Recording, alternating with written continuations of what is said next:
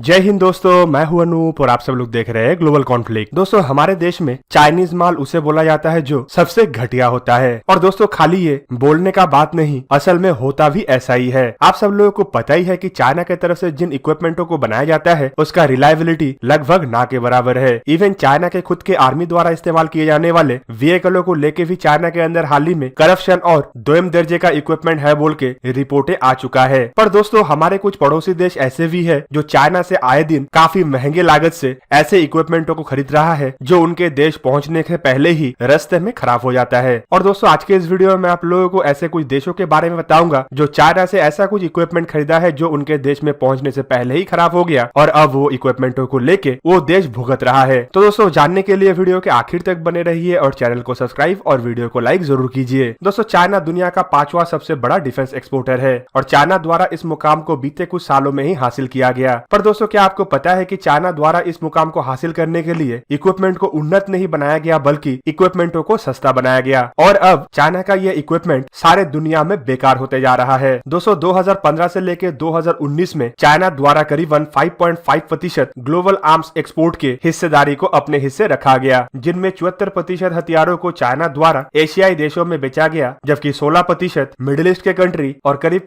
7% African देशों में बेचा गया। और दोस्तों, बीते ये 4 सालों में चाइना द्वारा जहां पे पहले 40 देशों में हथियारों को बेचा जाता था, वो संख्या बढ़ के अब करीबन 53 देश बन चुका है। पर दोस्तों, हमारे पड़ोस में ही ऐसे कुछ देश है जिन्हें चाइना द्वारा सस्ते में हथियार बेचने के नाम पे बहुत बड़ा चुना लगाया गया। दोस्तों, ऐसे देशों के लिस्ट में सबसे पहले नाम आता है बांग्लादेश का। दोस्तों, पिछले 1 दशक में बांग्लादेश द्वारा चाइना से कई सारे हथियारों को खरीदा गया और लगभग हर एक हथियार का कंडीशन अब ऐसा हो चुका है कि वो भरोसेमंद रहा ही नहीं। दोस्तों, इन हथियारों के लिस्ट में जो सबसे प्रमुख हथियार है वो है 2017 में बांग्लादेश नेवी के लिए खरीदा गया 2 पुराने मिंग क्लास के सबमरीन। दोस्तों, ये सबमरीन असल में चाइनीज नेवी में शामिल हुए 1970s के टाइप 035G क्लास सबमरीन है, जिसे 2017 में $100 मिलियन पर सबमरीन के कीमत के लागत से बांग्लादेश नेवी को बेचा गया। दोस्तों, बेसिकली ये सबमरीन चाइनीज नेवी में ट्रेनिंग सबमरीन के हिसाब से इस्तेमाल हो रहा था और अब बांग्लादेश नेवी के हवाले करने के बाद ये इतना अनरिलायबल हो चुका है कि ये इस्तेमाल लायक आने वाले कुछ साल में और नहीं रहेगा। दोस्तों, इन सबमरीनों को लेकर रिपोर्टें तो ये भी है कि 2003 में यही मिंग क्लास के सबमरीन 361 योलो सी के अंदर टेक्निकल इश्यू की वजह से ऐसा एक हादसे का शिकार हुआ था कि इसमें सवार सारे के सारे 70 क्रू मेंबर वहीं पे मारे गए। दोस्तों, लिस्ट में दूसरे नाम है बांग्लादेश द्वारा चाइना से 2020 में ही हासिल किया गया 2 फ्रिगेट का।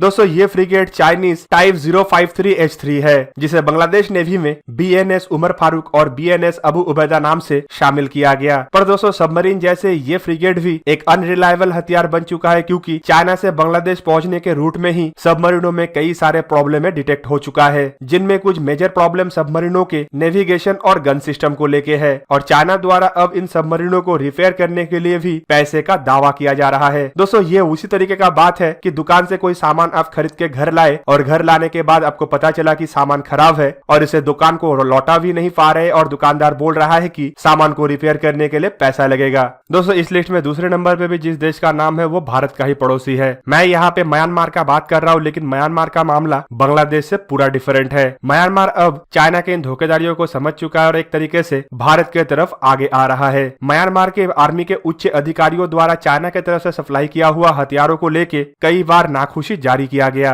पर उनके पास कोई मौका इसलिए नहीं है क्योंकि उनके पास हथियार खरीदने का सोर्सेस कम है। म्यांमार कई सालों से एक आइसोलेटेड देश रहा, जिस वजह से वेस्टर्न कंट्रियों द्वारा म्यांमार को हथियार सप्लाई नहीं किया जाता था, पर अब म्यांमार के सामने खुल के मौका आने लगा है और भारत के साथ करीबी होना भी म्यांमार के लिए अब फायदेमंद बन रहा है। दोस्तों, इसके अलावा म्यांमार के अंदर चाइना द्वारा डबल गेम खेला जा रहा है। एक तरफ जहां पे म्यांमार के आर्म फोर्सेस के लिए गवर्नमेंट द्वारा चाइना से हथियार खरीदा जा रहा है, तो दूसरी तरफ चाइना म्यांमार के अंदर सेपरेट मूवमेंट चलाने वाले अराकान आर्मियों को भी सोफिस्टिकेटेड हथियारों का सप्लाई कर रहा है। इनमें सरफेस टू एयर मिसाइल जैसे हथियार भी शामिल है और ये भी म्यांमार के नाराज होने का एक बहुत बड़ा कारण है। दोस्तों, तीसरे नंबर पे भी नाम भारत का ही पड़ोसी देश का है और ये देश है नेपाल। नेपाल द्वारा हाल ही में अपने कम्युनिस्ट सरकार के रिजीम के तहत चाइनीज कम्युनिस्ट सरकार के काफी करीब आया गया और दोस्तों, ये नेपाल के लिए अब एक तरीके से घातक बन चुका है। जहाँ पे बाकी देशों द्वारा अपने पैसे से चाइना से हथियार खरीदा गया, वहीं पे नेपाल चाइना से उधारी लेके ही चाइना के कुछ एयरक्राफ्टों को खरीदा। हाल ही के रिपोर्ट के मुताबिक चाइना द्वारा नेपाल को 6 चाइनीज मेड Y-12 और MA-60 एयरक्राफ्ट का डिलीवरी किया गया, जो नेपाल के नेशनल एयरलाइन में इस्तेमाल होना था, पर ये एयरक्राफ्ट ऐसा बन चुका है कि इसका इस्तेमाल तो दूर का बात, इसे अब नेपाल रिप्लेस भी नहीं करा पा रहा है। दोस्तों ये वही एयरक्राफ्ट है जिसे चाइना द्वारा पहले बांग्लादेश को बेचने का प्रयास किया गया, लेकिन बांग्लादेश द्वारा एयरक्राफ्टों के कंडीशन और एयरक्राफ्टों के सर्विसिबिलिटी को देखते हुए इसे रिजेक्ट किया गया था। और अब नेपाल जहाँ पे चाइना से उधारी लेके ये एयरक्राफ्ट को खरीदा है, वह पे एयरक्राफ्टों का इस्तेमाल भी नहीं कर पा रहा और ऊपर से चाइना के उधारी भी चुकाना पड़ रहा है। दोस्तों एक तरीके से नेपाल अब चाइना के उधारी के चंगुल में फंस चुका है और इन एयरक्राफ्टों को बार बार रिक्वेस्ट करने के बावजूद चाइना द्वारा रिप्लेस करने से मना किया जा रहा है। दोस्तों चौथे नंबर पे भी भारत का पड़ोसी देश का नाम है और ये सबसे बुरी तरीके से इफेक्टेड और एक तरीके से बोले तो चाइना के गुलाम बन चुका देश है।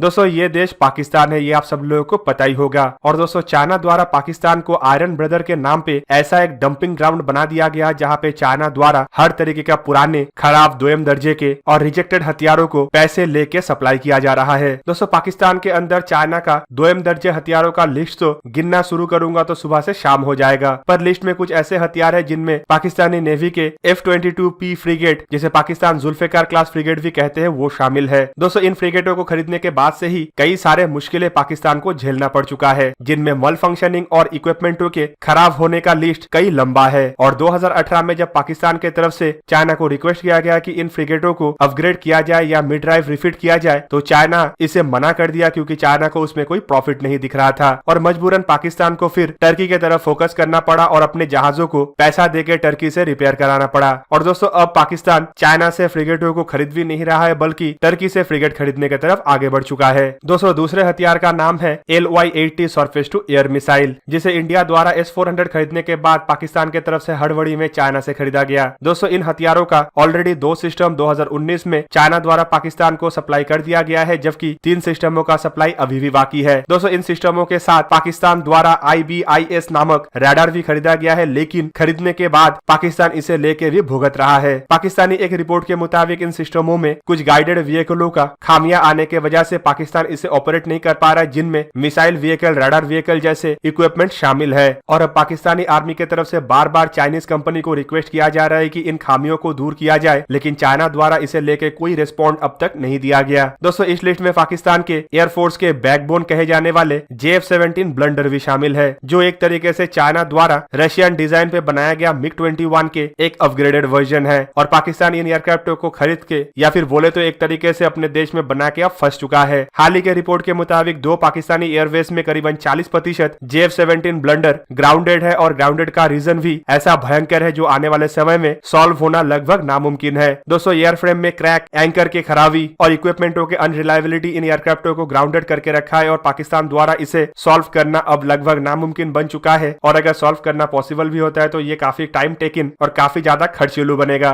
दोस्तों लिस्ट में और एक नाम है केनिया का, जिसके द्वारा चाइना से VN-4 आर्मर्ड पर्सनल कैरियर खरीदा गया था। पर दोस्तों आपको जान के हैरानी होगा कि जिन कंपनी द्वारा केनिया को इन व्हीकलों को बेचा गया था, उन कंपनी के अधिकारी टेस्ट फायर के दरमियान व्हीकलों के अंदर बैठने से ही मुकर गए, क्योंकि उन्हें डर था कि इससे उनके जान भी जा सकते हैं। और 2016 से केनिया में भी ऐसा ही घटना घट रहा है, जहाँ पे केनियन आर्मी के बहुत सारे अधिकारी इन व्हीकलों के अंदर अपने जान गंवा चुके हैं, क्योंकि व्हीकल फायरिंग के टाइम में अंदर बैठे हुए अधिकारियों का ही सबसे बड़ा शत्रु बन जाता है। दोस्तों नेक्स्ट नाम है अल्जेरिया का। अल्जेरिया द्वारा चाइना से 4 CH-4 अनमैन एरियल व्हीकल खरीदा गया था, लेकिन 2013 में पहला, 2014 में दूसरा और हाल ही के दिनों में तीसरा ऐसे अनमैन एरियल व्हीकल कंट्रोल के मल फंक्शनिंग के वजह से क्रैश हो चुका है। और अब अल्जेरिया के पास एक ही ऐसा अनमैन एरियल व्हीकल बचा है जो अब वो इस्तेमाल नहीं कर रहा है और भंगार के दर पे बेचने पे मजबूर हो गया। दोस्तों अल्जेरिया के बाद लास्ट नाम आता है जॉर्डन का। जॉर्डन द्वारा भी अल्जेरिया की ही तर्ज पे CH-4 अनमैन एरियल व्हीकल खरीदा गया था। जॉर्डन ने टोटल 6 ऐसा अनमैन एरियल व्हीकल खरीदा था, लेकिन 3 साल के अंदर ही इनमें से 3 अनमैन एरियल व्हीकल क्रैश हो चुका है। और जॉर्डन द्वारा अब 2019 की रिपोर्ट के मुताबिक इन अनमैन एरियल व्हीकलों को बेचने के लिए फॉर सेल टैग लगा के पब्लिक प्रदर्शनी में रख दिया गया है, ताकि कोई भी इसे खरीद के भंगार के दर पे इसे स्क्रैप कर पाए। तो दोस्तों चाइना द्वारा इसी तरीके से चुना लगाते हुए कुछ और भी देशों को बेवकूफ बनाया गया और ज्यादातर उन देशों को बेवकूफ बनाया गया जो वेस्टर्न कंट्रियों से आधुनिक हथियार नहीं खरीद सकता। चाइना एक तरीके से खुद ही लोन देता है और खुद ही ऐसे दोयम दर्जे के इक्विपमेंटों को सप्लाई करता है जो ना इस्तेमाल का होता है और ना ही उसे कोई और खरीद सकता है। तो दोस्तों ऐसे करके चाइना उन देशों को एक तरीके से कर्ज के चंगुल में भी लपेट रहा है और उनके जमीनों के ऊपर अधिकार भी कर रहा है। तो दोस्तों ये था आज का वीडियो। अगर आपको वीडियो अच्छा लगा तो उसे लाइक कीजिए और मेरे चैनल को सब्सक्राइब कीजिए और साथ में बना हुआ बेल आइकन को भी प्रेस कर दीजिए दीजिए ताकि आप मेरा वीडियो देख पाए सबसे पहले। जय हिंद।